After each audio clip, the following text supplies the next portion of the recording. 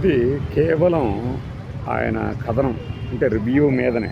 బహుశా ఆయన కూడా సినిమా చూడాల. ఎవరంటే ముచ్చట అగ్రేసరుడు గురించే. ఆయన సినిమా చూడకపోగా ఆ సినిమా గురించినటువంటి ఒక 4 లైన్లు చివరిలో రివ్యూలోకి పెట్టారు. ఇతర మిత్రుల తాలూకు అభిప్రాయాలన్నింటినీ ఒక గుదిగుచ్చి తన అభిప్రాయంగా చెప్తూ మొదటి పేరాలన్నీ కూడా ఏం రాశాడంటే, ఆయన అజ్ఞానం అందామా అంటే మహాజ్ఞాని, ఎప్పటి నుంచో ఉన్నాడు ఇండస్ట్రీలో, అంటే రాసే ఇండస్ట్రీలో. ఈ రోజుకి ఒక న్యూస్ ఛానల్లో ఉన్నాడు ఆయన. మరి అలా ఎలా రాస్తాడు? అది ఏమిటాయంటే, విజయశాంతి గారికి అసలు క్రేజే లేదట సినిమాలలో క్రేజే లేదట. అప్పుడెప్పుడో టీ కృష్ణ బతుకున్న రోజుల్లో మాత్రమే ఆమె స్టార్ అట. అంటే మనం ఏమనుకోవాలంటే ఈయనకేమీ తెలియదు విజయశాంతి గురించి. విజయశాంతి గారి గురించి ఆయనకు బాగా తెలుసు. అసలు టీ కృష్ణ ఒక రకంగా చెప్పాలంటే ఆయన మరణించిన తర్వాతే ఇంకా ఈమె స్టార్డమ్ ఎక్కడికో వెళ్ళిపోయింది.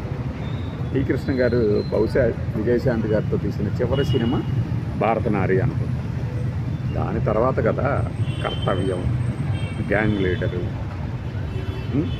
హిందీలో తేజస్విని, ఇక్కడ ఒసే రాములమ్మ. 90 ఏళ్ళు వచ్చింది ఒసే రాములమ్మ.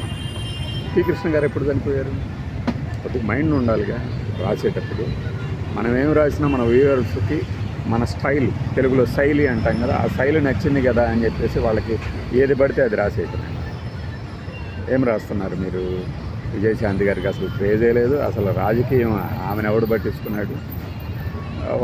ఒకనొక దశలో తెలంగాణ గాంధీ అని తనకు తాను చెప్పుకుంది, అందరం నవ్వుకుంటుంటాము ఇప్పటికీ అని రాస్తే, చివరిలో బైలైన్ కోసం చూసా. ఎవరైనా రాస్తే ఏమైనా లిఫ్ట్ చేసి పెట్టుకున్నాడేమని చూస్తే లేదు, బైలైన్లో ఎవరి పేరు లేదు.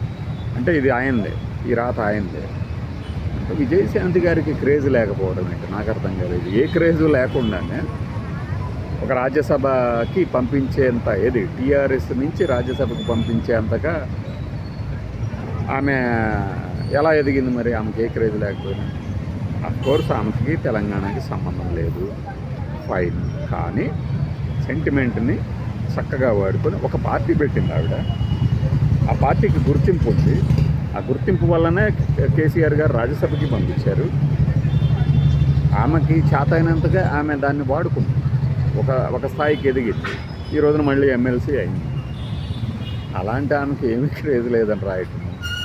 ఏమీ లేకుండా రాజకీయాల్లో ఎవరు ఊరికే ఎవరండి.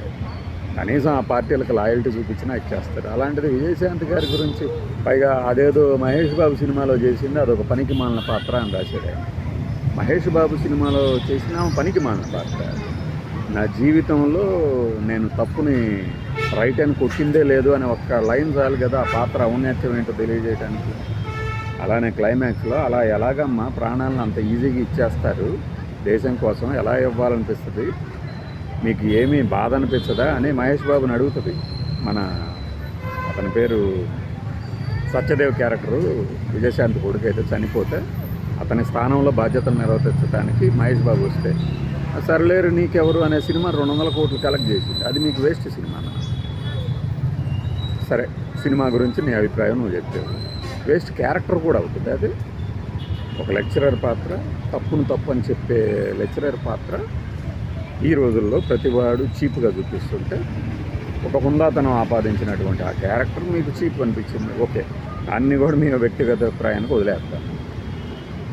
అంటే ఇవన్నీ దేనికి రాసుకొచ్చాడంటే, ఈ అర్జున్ సన్ ఆఫ్ వైజయంతి అనే సినిమా బాగాలేదు అని చెప్పడానికి. ఓకే, మీకు ఖచ్చితంగా నేను చెప్తున్నాను, మీరు ఆ సినిమా చూడకుండానే రివ్యూలు రాసేస్తారు. ఎలా రాస్తారు?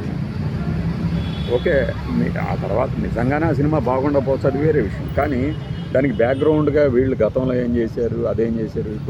అప్పుడెప్పుడో ఒక సినిమా వచ్చింది, మధ్యలో బింబిసారా, ఇంక తర్వాత ఏంటో. అంటే నందమూరి కళ్యాణరామ్ అన్ని ఫ్లాప్ సినిమాలు తీసినా కూడా ఇలా కామెంట్ చేయొచ్చా?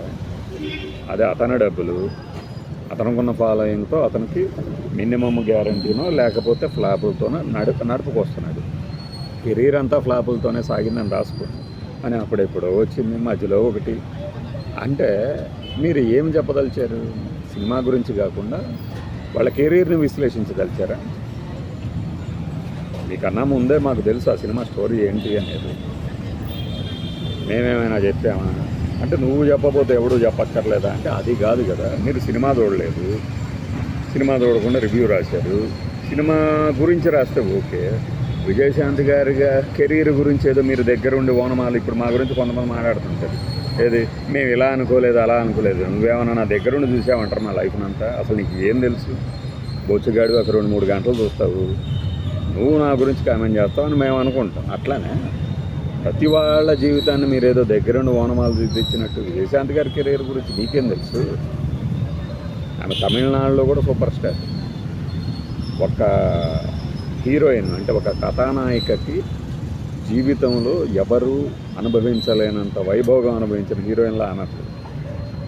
ఆ విషయం తెలిసి కూడా ఎలా రాయటం ఏంటి? ఆ లింక్ కూడా కింద పెడతా వీడియోలో.